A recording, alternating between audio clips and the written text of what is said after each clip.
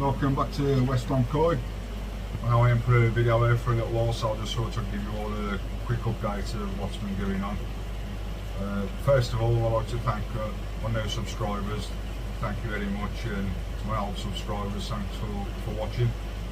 I have noticed off YouTube Studio I'm getting a few more viewers than subscribers, so if you are watching the video and you ain't subscribed, please consider giving me a subscribe. Well, as you can probably see from the roof above me, not a lot's been done to the filter house. The weather's just been crap just lately, and for me to get the roof done and get the door put on the side, I need to take the roof off, and the weather just ain't allowing it. I have been up to a few other little jobs though. On my last video, if you remember, I added some LX13 into the Nexus, and I did say that there was a reason for that, and the reason was, I'll just flick you around and show you.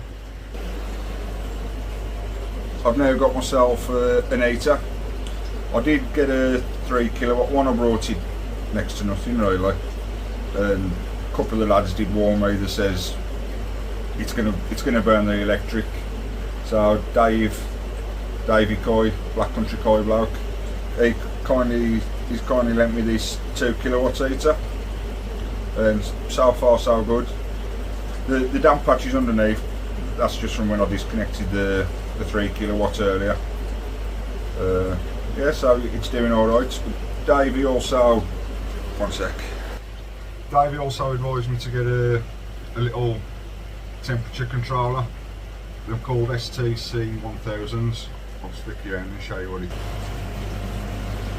is. It's this little thing here. You wire it up to the heater and you wire it up to the power, and you can control the temperature from that.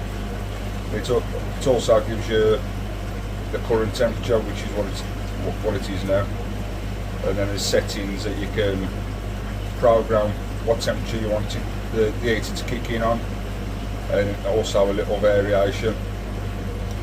With that you also get a little probe which you just drop in the water, and that's how it picks it up. As you probably just saw on the Nexus as well, I've had a delivery of a few mugs, so I'll just run you through the ones I've had. So I've got this one from Shrewsbury Koi, no channel. He's a top bloke, met him the weekend, Rich. Get yourself over, give him a subscribe, tell him Pete from West Brom Koi sent you. The next one, the Koi Keeper. On the back he says, keep calm and that. If you've watched his channel, you'll know that's his catchphrase. If you ain't watched his channel, get yourself over there, give him a subscribe. Got this one from Popsy's Koi, and as you've probably seen on the other channels, he's put that on the back. Easy buy, in buy. Apparently it's a North Devon thing. I don't get it myself. Get yourself over to his channel as well. Tell him Pete sent you. Got this one from Scrag68. On the back says jobs are fish. Top bloke Scraggy's, I met him a couple of times. Get yourself over to Scraggy's channel, give him a subscribe. And this one's a little bit special because I'm told I'm the only person who's got one. It's a Black Country Koi bloke, and on the back it says Arvinia. Now I'm led to believe that that's a Mark III, and I'm the only person who's got a Mark III, so nice one David. So as I've got the heater on, obviously it's heated the water up, and it's fast forwarded springtime a little bit for me. Obviously what happens in spring when the water starts getting a bit warmer, you get stiff, well, put the parasites as well. I spoke to Davey yesterday and I asked him if he could come in and do a scrape for me, because I've only got a cheap hole microscope and Dave's got a nice singing and dancing one. And like the true gentleman he is, he came around the same day, done a scrape for me on the one fish that I was concerned about because he was sulking. Couldn't find nothing on him. And I said to Davey, I says, let's check this little one out, because he looks a little bit scabby, shall we say. We got him out, and Dave looks at him straight away and he says, fish is no good, Pete. We had a look. One of his pec fins had rotted, and you could see he was just looking worse for wear. Well, we scraped him anyway, and you guessed it, he was riddled with flukes. So I've done the kind thing, kindest thing for him and the kindest thing for the rest of the fish in the pond. I called him. I don't use koi sedate, I use clove oil. It's exactly the same stuff really, but for a fraction of the price. Obviously, I don't take any videos or photos of people don't need to be seeing that. But as sad as I am, it's just for that job, and that's all that bucket does. Yeah, so that was one fish down. I'll put a little photo up here of the fish in question. I had him last April, little ep12. When I had him, he was 15 centimetres, and when I got him out yesterday and gave him a scrape, he was still 15 centimetres. So I think the cold just got a little bit too much for him. So we have had a long, harsh winter, in my opinion, and I don't think his immune system could cope with it. So after speaking to Davey last night, and also had a telephone conversation with Rob Walker, because Dave showed me on the microscope he found skin flukes and gill flukes, and after speaking to both of them, I was advised to use fluke P. I put the first dose in this morning. I'll be doing another dose tomorrow. Again, the way I'm doing it, that ain't the way that everybody should be doing it. It's just the way I've been advised to do it by a few experienced koi keepers. Done the first dose this morning. Let's flick you around. It's not the clarity in my water a little bit, but the rest of the fish all seem happy enough. It was that Makashi that was sulking yesterday, but as you can see now, he looks fine.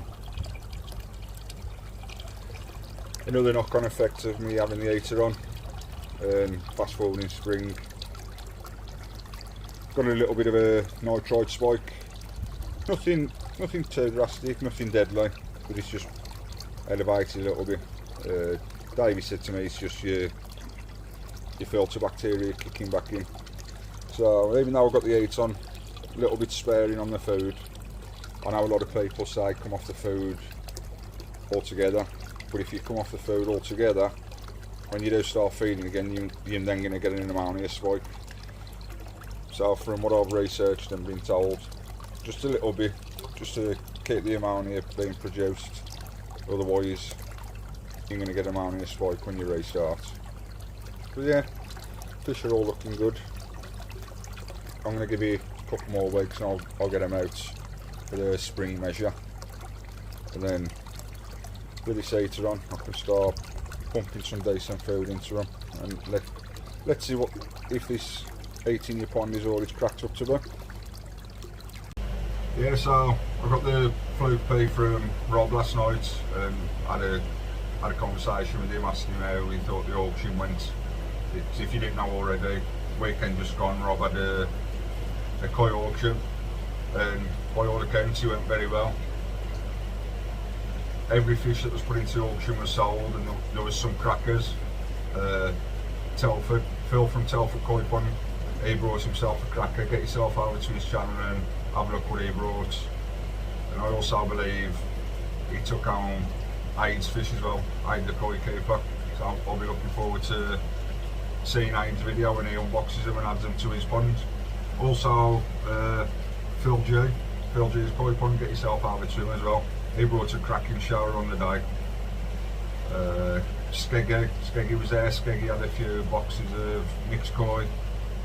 Scraggy had a few boxes of mixed koi. Yeah, it was a really good day. And my advice would be, when Rob does do another one, is to get yourself over, buy yourself some cracking Japanese koi at some really good prices. While we're on the subject of the auction as well, it was nice to see quite a few koi tubers there and catch up with people. who I've met before and have a chat with new channels, people who I haven't met before, the likes of Rich from Shrewsbury. I saw Matt from Koi Central. Get yourself over to Matt's channel, he's got a cracking build going on. Really good build.